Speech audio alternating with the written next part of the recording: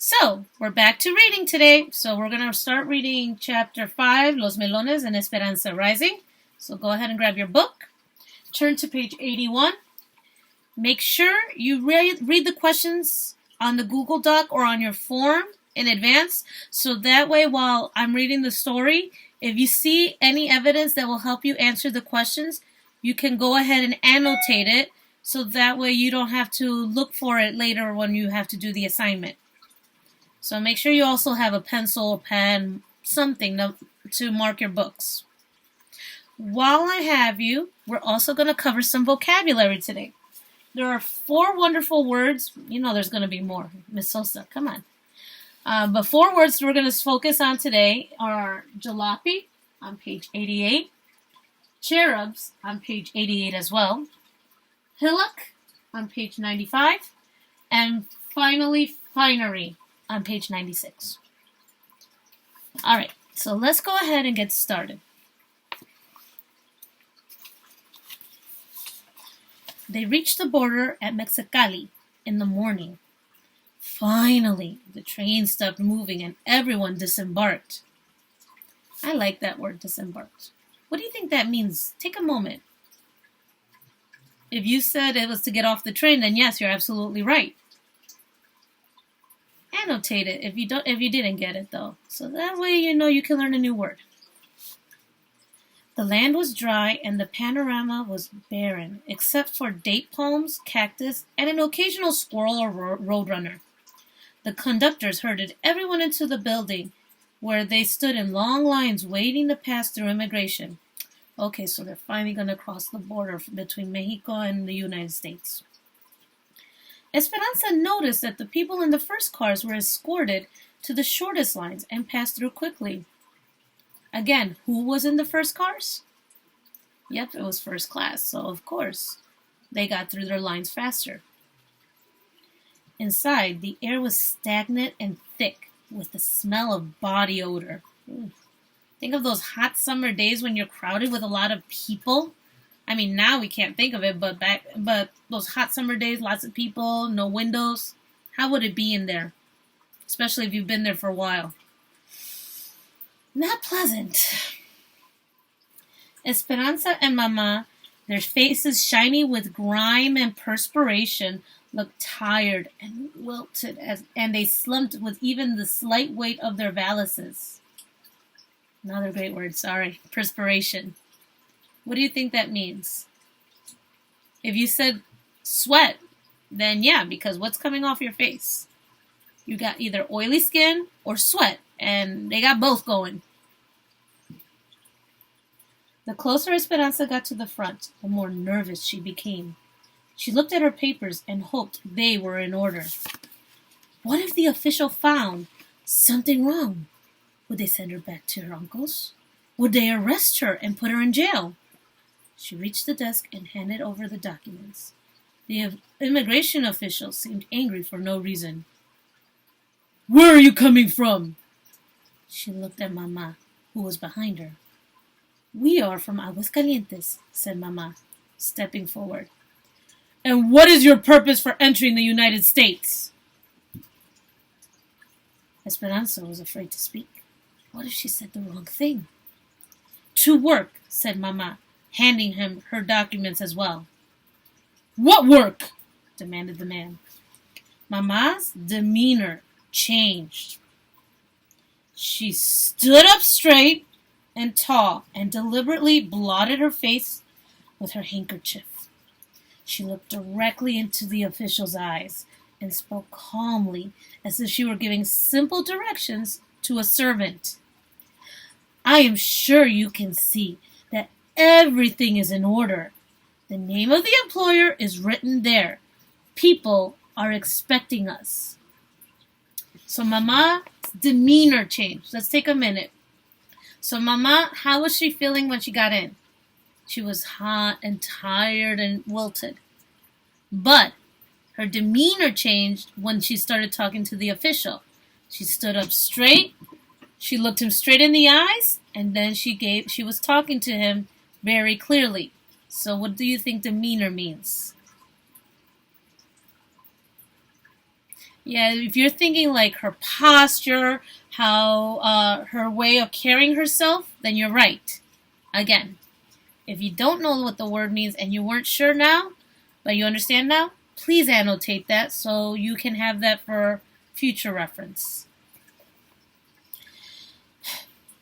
All right. The man studied Mama. He looked at their faces, then at the pages, then their faces again. Standing tall and proud, Mama never took her eyes from his face. Why is it taking so long?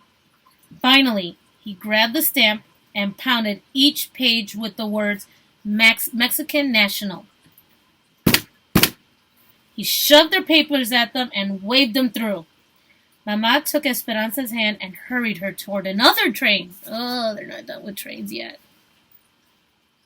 They boarded and waited an hour for all the passengers to get through immigration. Esperanza looked out the window. Across the tracks, several groups of people were being prodded, so they're being poked or pushed back onto another train, headed back toward Mexico. My heart aches for those people. They came all this way just to be sent back, said Mama. But why, said Esperanza. Many reasons. They had no papers, false ones, or no proof of work. Or there might have been a problem with just one member of the family, so they all chose to go back instead of being separated. That's a hard thing to go through. Esperanza thought about being separated from Mama and gratefully took her hand and squeezed it. Almost everyone had boarded except Alfonso, Hortensia, and Miguel. Esperanza kept looking for them, and she became more anxious with each passing minute. Mama, where are they? Mama said nothing, but Esperanza could see the worry in her eyes too. Finally, Hortensia got in. The train's engines began to chug. Her voice tense. Esperanza said, What happened to Alfonso and Miguel? Hortensia pointed out the window. They had to find some water. Ugh, they're still looking for water. Why? Alfonso was running toward the train with Miguel close behind, waving their secret package and grinning. The train slowly started moving as they hopped on. Esperanza wanted to be angry at them for making her anxious. She wanted to yell at them, not that I don't blame her, for waiting until the very last minute just so they could find water for their package. That was probably nonsense anyway. But looking from one to the other, she sat back, limp with relief, happy to have them all together surrounding her, and her surprise that she could be so glad to be back on the train. Ansa, we're here. Wake up! She sat up groggily. Oh, so many days on those trains. What day is it? What day is this? She asked. You've been asleep for hours. Wake up! It's Thursday, and we are here in Los Angeles. Woo! They finally made it somewhere. Look, there they are, said Alfonso, pointing out the window. My brother Juan and Josefina, his wife, and his children, Isabel and the twins. Hey, shout out to the kids who have twins in their families. They have all come. A campesino family waved to them. Juan and Josefina each held a baby, about a year old, in their arms. It was easy to see that the man was Alfonso's brother, even though he didn't have a mustache. Josefina was plump, with a round face and a complexion that was fairer than Esperanza's. She was smiling and waving with her free hand. Next to her stood a girl about 8 years old, wearing a dress that was too big and shoes with no socks. Delicate and frail, with big brown eyes, long braids, and skinny legs, she looked like a young deer. Esperanza couldn't help but think how much she looked like the doll Papa had given her. There was much hugging all around among all the relatives. Alfonso said, Everyone, this is Senora Ortega and Esperanza. 1 second. My computer is acting up. There we go. Alfonso, please call me Ramona. Yes, of course, senora. I don't think he's gotten over that. You know, employee, employer. My family feels like they know you because we have all written letters about you for years. Mama hugged Juan and Josefina and said, thank you for all you have done for us already. Miguel teased his cousin, pulling her braids. Typical cousins. Esperanza, this is Isabel. Isabel looked at Esperanza, her eyes wide with wonder, and in a voice that was soft and whispery said, were you really so very wealthy? Did you always get your way and have all the dolls and fancy dresses you wanted? She sounds a little impressed, doesn't she? Just saying. Esperanza's mouth pressed into an irritated line. She could only imagine the letters Miguel had written. Had he told Isabel that in Mexico they stood on different sides of the river? The truck is this way, said Juan. We have a long ride. So they still got more traveling. But it's no more trains, at least. Esperanza picked up her valise and followed Isabel's father. She looked around and was relieved to see that compared to the desert, Los Angeles had lush palms and green grass, and even though it was September, roses were still blooming in the flower beds. She took a deep breath. The aroma of oranges from a nearby grove was reassuring and familiar. Maybe it wouldn't be so different here. Juan, Josefina, Mama, and Hortensia crowded onto the front seat of a rickety truck. Isabel, Esperanza, Alfonso, and Miguel sat in the truck bed with the babies and the two red hens. The vehicle looked like it should be hauling animals instead of people, but Esperanza had said nothing to Mama. I think she learned her lesson from the train. Besides, after so many days on the train, it felt so good to stretch out her legs. The old jalopy rocked and swayed as they climbed out of the San Fernando Valley, weaving up through the hills covered with dried-out shrubs. She sat with her back against the cab, and the hot wind whipped her loose hair. Alfonso tied a blanket across the wooden slats to make a canopy for shade. So there's that word, jalopy. So the jalopy rocked back and forth. So what are they using, guys? That's right, they're riding an old truck. So jalopy is just another word for old truck.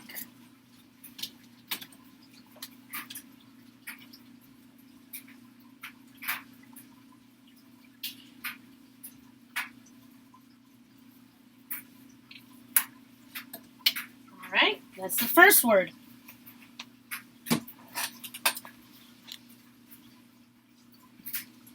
The babies, Lupe and Pepe, a girl and boy, were dark-eyed cherubs with thick mops of black hair.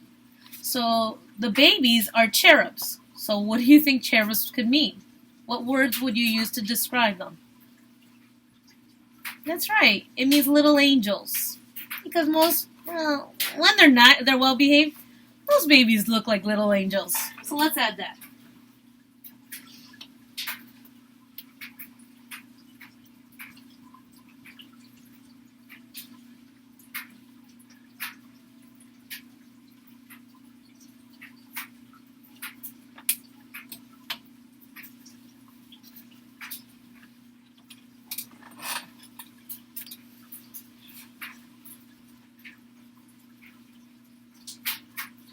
Let's see. Esperanza was surprised at how much they looked alike. The only difference was the tiny gold earrings in Lupe's ears. Pepe crawled into Esperanza's lap and Lupe's into Isabel's. When the babies fell asleep against Esperanza, his head slid down her arm, leaving a stream of perspiration. There's that word again. What was that word? Perspiration means sweat. Right. So, is it always this so hot here? She asked. My papa says it is the dry air that makes it so hot, and sometimes it is even hotter, said Isabel. But it is better than living in el centro, because now we do not have to live in a tent. So they had to live in a tent. Let's find out why. A tent? Last year we worked for another farm in El Centro in the Imperial Valley, not too far from the border. We were there during the melons. That makes sense now? We lived in a tent with a dirt floor and had to carry water. We cooked outside, but then we moved north to Arvin. That's where we're going now. A big company owns the camp. We pay $7 a month, and my papa says it is worth it to have a piped-in cold water and electricity and a kitchen inside. He says the farm is 6,000 acres. Isabel leaned toward Esperanza and grinned as if she were telling a big secret. And a school. Next week, I get to go to school, and I will learn to read. Can you read? Oh, Isabel has never been to school. That's so sad. But then I guess she's only 6, so it's sort of like kindergarten, maybe first grade. But still, she's excited. I'm happy for her. Of course, said Esperanza. Will you go to school? Asked Isabel. I went to private school and started when I was 4, so I have already passed through level 8. When my grandmother comes, maybe I will go to high school. Well, when I go to school, I will learn in English, said Isabel. Esperanza nodded and tried to smile back. Isabel was so happy, she thought, about such a little things. The brown barren mountains rose higher, and the red-tailed hawk seemed to follow them for miles. The truck rattled up a steep grade, past sparse, dry canyons, and Esperanza's ears began to feel full and tight. So if you've ever gone up in higher elevation and you feel your ears close, that's the air pressure affecting your balance. How much longer? We will stop for lunch soon, said Isabel. They wove through the golden hills, softly sculpted with rounded tops, until Juan finally slowed the truck and turned down a side road. When they came to an area shaded by a single tree, they piled out of the truck, and Josefina spread a blanket on the ground. Then unwrapped a bundle of burritos, avocados, and grapes. That sounds like a great lunch. They sat in the shade and ate. Mama, Hortensia, and Josefina chatted and watched the babies, while Isabel lay down on the blanket between Alfonso and Juan. She was soon asleep. Esperanza wandered away from the group, grateful not to be rocking in a truck or a train. She walked to an overlook. So an overlook is where you can see, just pretty much look at everything. So if they're going up a mountain, they're definitely up high. So sort of like a cliff, if you will. And down here, you'll see the valley with the trees and the cars and all that. So Esperanza's standing up here. Okay? Just chilling out at the top of on the side of the mountain. Not all the way up. Oh, let's see, I lost my place. Below, canyons plunge to an arroyo, a silver line of water from an unknown river. It was quiet and peaceful here, the sweet silence broken only by the swish of dried grasses from the wind. With her feet solid on the ground for the first time in many days, Esperanza remembered what Papa had taught her when she was little. If she lay on the land and was very still and quiet, she could hear the heartbeat of the valley. I remember that. That was from the beginning, remember? Can I still hear it from here, Papa? She stretched out on her stomach and reached her arms to the side and hugged the earth. She let the stillness settle upon her and listened. She heard nothing. Be patient, she reminded herself, and the fruit will fall into your hand. She listened again, but the heartbeat was not there. She tried one more time, desperately wanting to hear it. But there was no reassuring thump repeating itself, no sound of the earth's heartbeat, or Papa's. There was only the prickly sound of dry grass.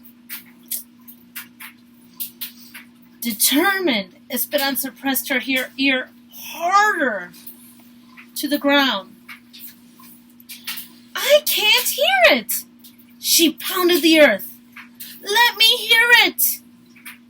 Tears burst from her eyes, as if someone had squeezed an overripe orange.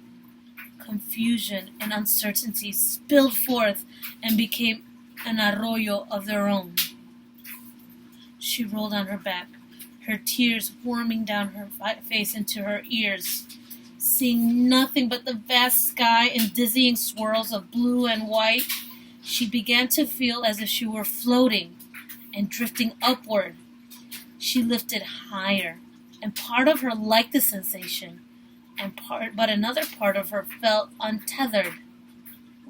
Another great word. And frightened. So if she felt like she were floating and drifting, she felt untethered. So if you're floating or drifting like a balloon, what does untethered mean then? That's right, it means not tied down. She feels loose. There's no anchor, no sense of stability. She tried to find a place in her heart where her life was anchored, but she couldn't. So she closed her eyes and pressed her palms to her hands, the palms of her hands against the earth, making sure it was there. She felt as if she were falling, careening through the hot air. Her skin perspired, and she felt cold and nauseous. She took short breaths, heaving in and out. Suddenly, the world went black. Someone hovered over her.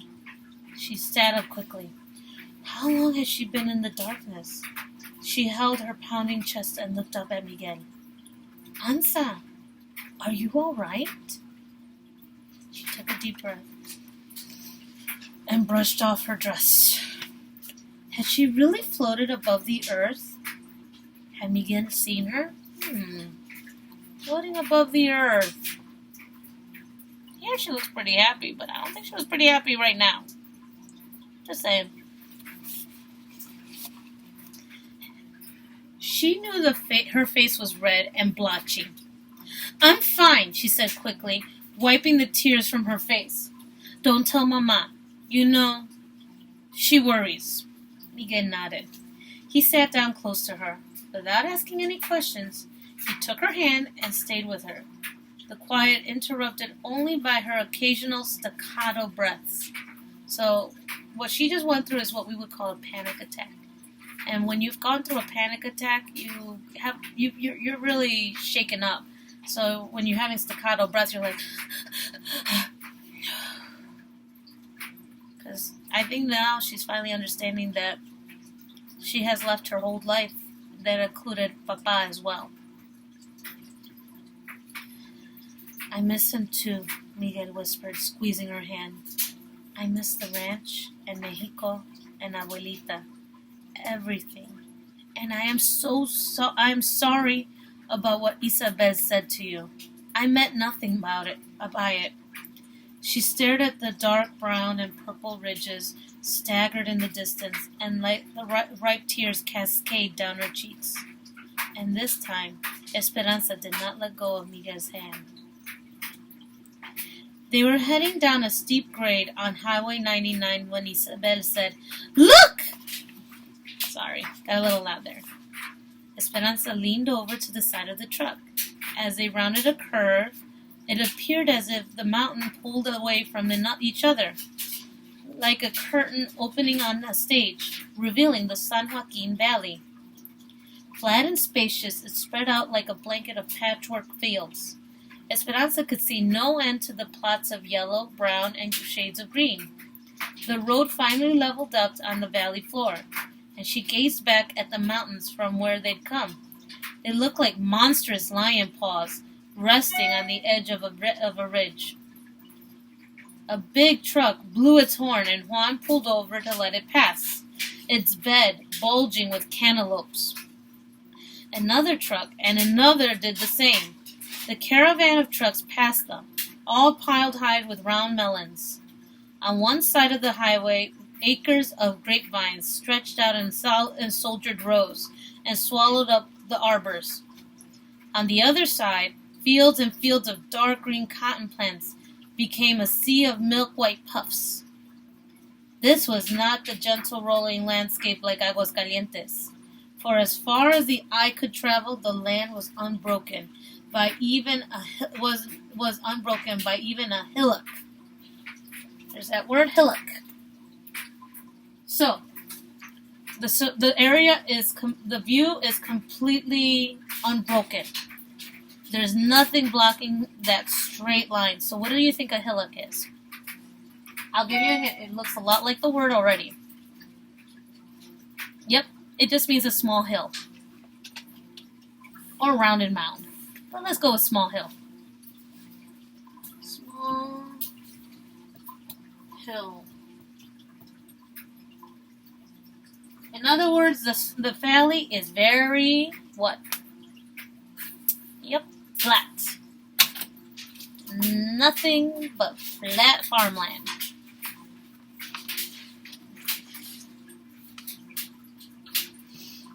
Esperanza felt dizzy looking at the repeated rows of grapes and had to turn her head away. They finally turned east off the main highway.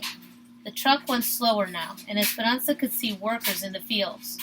People waved, and Juan honked the truck horn in return. Then he pulled the truck to the side of the road and pointed to the field that had been cleared of its harvest. Dried and rambling vines covered the acre, and leftover melons dotted the ground.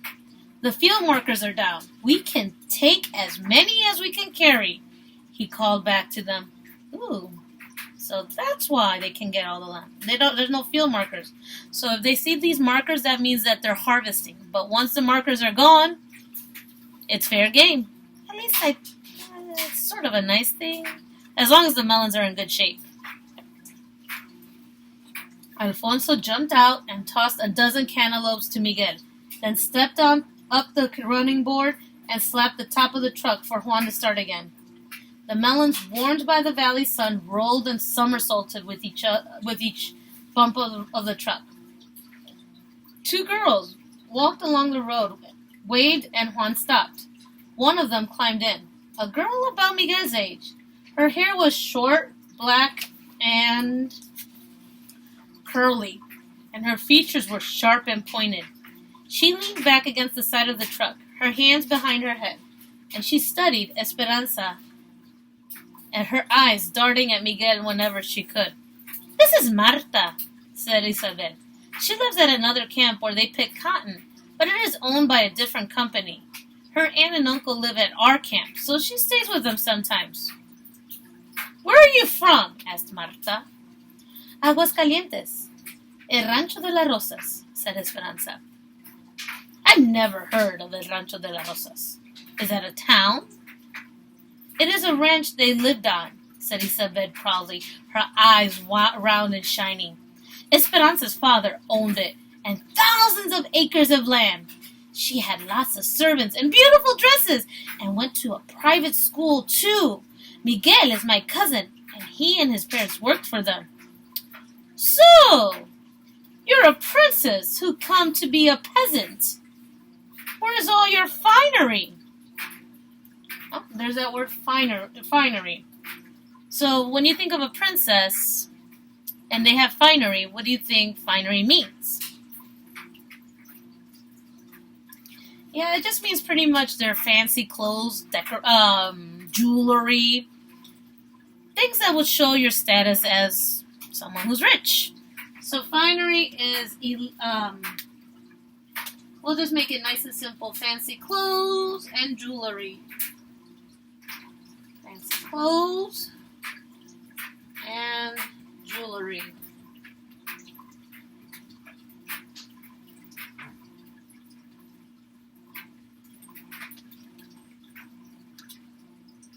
Okay. Sorry about that. Not a lot of room to work.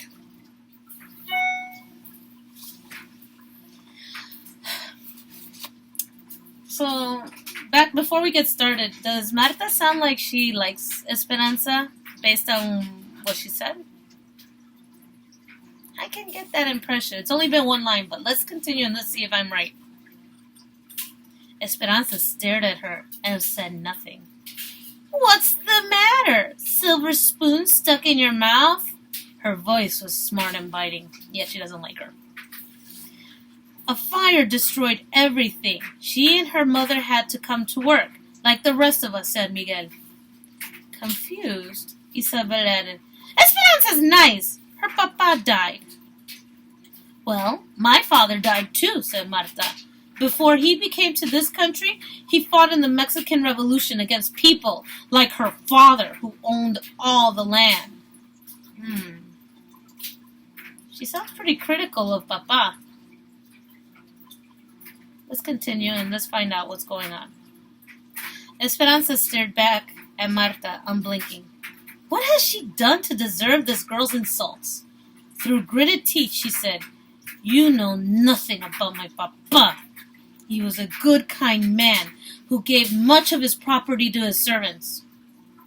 That might be so, said Marta, but there were plenty of rich who did not. That was not my papa's fault. Isabel pointed to one of the fields, trying to change the subject. At least she picked up on it. Those people are Filipinos, she said. They live in their own camp. And see, over there, she pointed a field down the road. Those people are from Oklahoma. They live in Camp 8. There's a Japanese camp, too. We all live in separate and work separate. They don't mix us. They don't want us banding together for higher wages or better housing, said Marta. That we won't mind as long as we think that the owners think that if Mexicans have no hot water, that we won't mind as long as we think no one has any. They don't want us talking to the Okies from Oklahoma or anyone else because we might discover that they have hot water. See?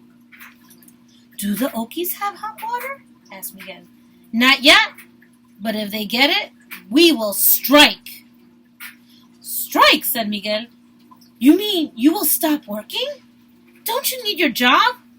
Of course I need my job, but if all the workers join together and refuse to work, we might all get better conditions. So they're talking about maybe a strike. That should be poignant to you guys. Are the conditions so bad? Asked Miguel. Some are decent. The place you are going to is one of the better ones. They even have fiestas. There's a Jamaica this Saturday night. Isabel turned to Esperanza. You will love the Jamaicas. We have them every Saturday night during the summer. There's music and food and dancing. This Saturday is the last for this year because soon it will be too cold. Esperanza nodded and tried to pay attention to Isabel. Marta and Miguel talked and grinned back and forth. An unfamiliar feeling was creeping inside of Esperanza. She wanted to toss Marta out of the moving truck and scold Miguel for even talking to her. Hadn't he seen her rudeness? So, I don't think Esperanza likes Marta very much, but I think it might be for two reasons. What do you guys think? She brooded as they rode past miles of young tamarisk trees that seemed to be the border of someone's property. Beyond those trees is the Mexican camp, said Isabel, where we live. Marta smirked at Esperanza and said, Just so you know, this isn't Mexico. No one will be waiting on you here. Then she gave her a phony smile. ¿Entiendes? Understand? Oof. Esperanza stared back at her in silence. The one thing she did understand was that she did not like Marta. And that's the end of the chapter. All right, good luck on those questions, and I will see you the next time. Bye.